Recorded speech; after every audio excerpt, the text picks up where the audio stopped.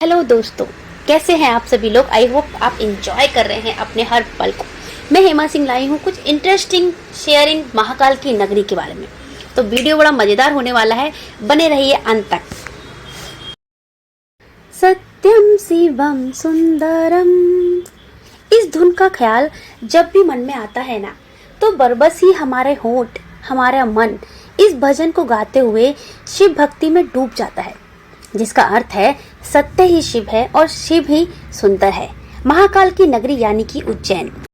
कहा जाता है महाकाल की नगरी में जाने पर काल, सर्प दोष और अकाल मृत्यु से छुटकारा मिल जाता है। शिव जी की बात कहें तो वो शांत रूप में भोला है, तो रुद्र रूप में महाकाल है। महाकाल के दर्शन करने हैं तो आपको उज्जैन, जो भारत के मध्य प्रदेश राज्य में शिप्रा नदी के किनारे पर बसा है, यह एक अत्यंत प्राचीन शहर है। यहाँ महान सम्राट विक्रमादित्य के राज्य की राजधानी भी थी। उज्जैन को कालिदास की नगरी के नाम से भी जाना जाता है। यहाँ हर 12 वर्ष बाद महाकुंभ का मेला लगता है। भगवान शिव के 12 ज्योतिर्लिंगों में से एक है महाकाल, जो इस नगरी में स्थित है, इसलिए इसे महाकाल की नगरी के नाम से भी जाना जाता है। उज्जैन, जो कि मध्य प्रदेश के सबसे बड़े शहर इंदौर से केवल और केवल 45 किलोमीटर दूर हैं। अगर हम बात करें उज्जैन के प्राचीन नाम, तो है अवंतिका, उज्जैनी, कनक श्रृंगा आदि। उज्जैन मंदिरों की नगरी है। यहाँ कई सारे तीर्थ स्थल हैं। उज्जैन का प्राचीन नाम उज्जैनी था, जो भारत के महान सम्राट विक्रमादित्य की राजधानी था। यहाँ एक बात और गौर करने लायक है कि विक्रमादित्य के दरबार में प्रसिद्ध कवि कालिदास भी निवास करते थे, जो उनके नवरत्नों में से एक थे।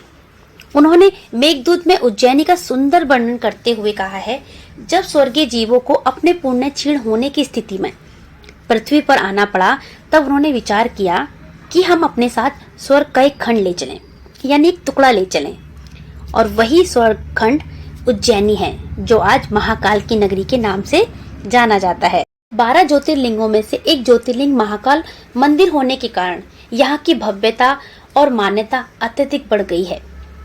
यहाँ आपको दर्शन करने के लिए अनेक मंदिर और घूमने के लिए अनेक स्थान हैं। यहाँ आप विधिवत पूजा पाठ, धार्मिक अनुष्ठान जैसे कि रुद्राभिषेक, काल सर्प दोष निवारण पूजा आदि करा सकते हैं। शिव महापुराण के अनुसार राक्षस दूषण के अत्याचारों से पीड़ित होकर प्रजा ने भगवान शिव का आवाहन किया।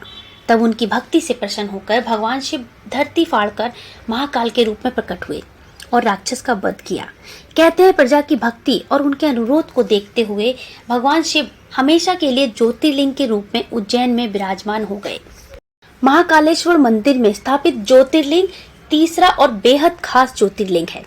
यहाँ भारत से तो शिव भक्त भोलेनाथ के दर्शन करने आते ही हैं, बल्कि विदेशों से भी लोग यहाँ बड़ी संख्या में महाकाल के दर्शन करने आते हैं। इस मंदिर को पृथ्वी का नाभि स्थल भी कहा जाता है, क्योंकि इस मंदिर के शिखर से कर्क रेखा गुजरती है। महाकालेश्वर मंदिर में रोज महाकाल को भस्म चढ़ाई जाती है। आपको ये बता दें, यह एकमात्र ऐसा मंदिर है जहाँ पर भस्म आरती की जाती है। महाकाल को ब्रह्मांड का राजा भी माना जाता है। महाकालेश्वर मंदिर में बने कॉरिडोर से मंदिर की भव्यता और भी बढ़ गई है। यह कॉरिडोर देश का सबसे लंबा कॉरिडोर है। यह 920 मीटर लंबा है। अगर इस पूरे कॉरिडोर को अच्छे से घूमा जाए तो एक व्यक्ति को लगभग 5 घंटे लगेंगे। यहाँ भगवान शिव से जुड़ी कथाओं को मूर्तियों के जरिए प्रस्तुत किया गया है, जो उन कथाओं को और भी विश्वसनीय बना देती हैं, इवन जिसको देखकर भक्त और ज्यादा जुड़ा हुआ महसूस करते हैं।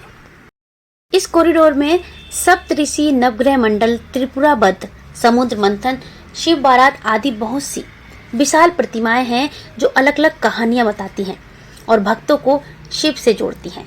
अद्भुत और अलौकिक महाकाल मंदिर का यह कॉरिडोर भक्तों के बीच आकर्षण का केंद्र बन गया है। सुंदर नाइट गार्डन और मूर्तियों से सजा हुआ ये कॉरिडोर देश का सबसे लंबा कॉरिडोर है। यहाँ की सुंदरता देखते ही बनती है। सो फ्रेंड, आई होप हमने आपको महाकाल मंदिर के दर्शन करा दिए हैं, बट आपको दिल से महसूस करना है तो वहाँ एक बार जाना पड़ेगा।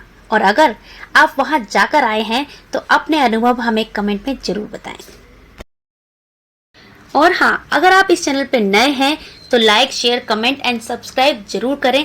साथ ही साथ बेल आइकन को प्रेस करके ऑल पर क्लिक करना ना भूलें ताकि कोई भी नोटिफिकेशन आपसे मिस ना हो। और मैं मिलती हूँ अपने नेक्स्ट वीडियो में। जब तक के लिए बाय एंड टेक केयर।